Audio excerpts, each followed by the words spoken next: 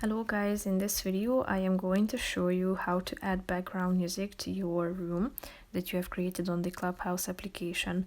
But first I just want to mention, don't forget to subscribe to my channel because at 10,000 subscribers I am going to show you my whole YouTube revenue statistics and growth strategy, how to make money online. So let's jump into it. First of all, open the app on your phone. Then you should create a room if you haven't created yet. So tap on the plus room icon, type in the name and set these preferences. After that, click on the three dots icon that you can find at the top in the right side of the screen.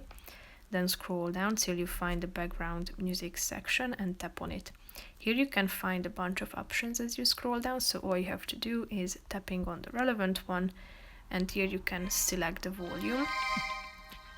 Here you can stop it and play it. So basically that's it for this video, guys. See you in the next one. Bye bye.